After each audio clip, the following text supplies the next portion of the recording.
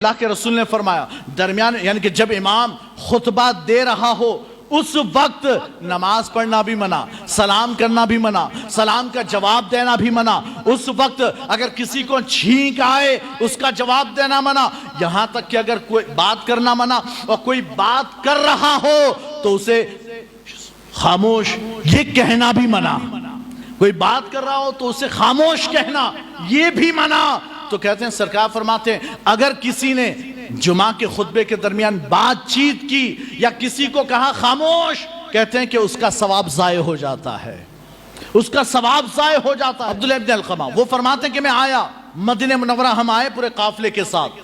میں نے اپنے ساتھیوں سے کہا کہ تم اپنا کام نپٹاؤ، میں جاتا ہوں مسجد میں، جمعہ کا دن تھا۔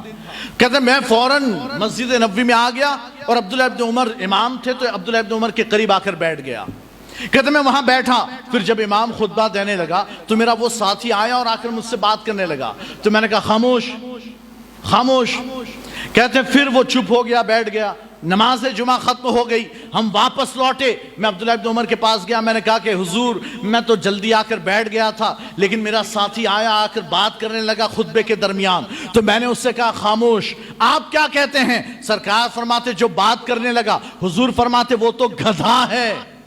جو بات کرے وہ تو گدھا، اور جو خاموش کہے اس نے اپنی جمعہ کا ثواب برباد کر دیا،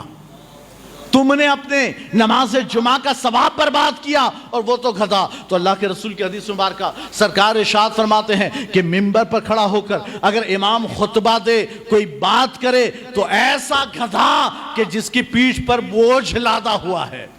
یعنی کہ وہ اتنی دیر بیٹھا، وہ نماز پڑھ کر گیا لیکن ثواب کچھ بھی نہیں لے گیا، ثواب کچھ بھی نہیں لے گیا۔ اور جس نے کہا خاموش، حالانکہ بات تو اچھی تھی نا کہ خطبہ ہو رہا ہے خاموش چپ، لیکن پھر بھی سرکار فرماتا اگر چپ کہا خاموش کہا تب بھی اس کا جمعہ کا ثواب ضائع ہو گیا۔ تو ہمیں چاہیے کہ ہم خاموشی سے توجہ کے ساتھ نماز جمعہ کا خطبہ سنیں، ہے نا۔ ہماری نماز جمعہ ڈیپینڈ کرتی ہے خطبہ جمعہ پر۔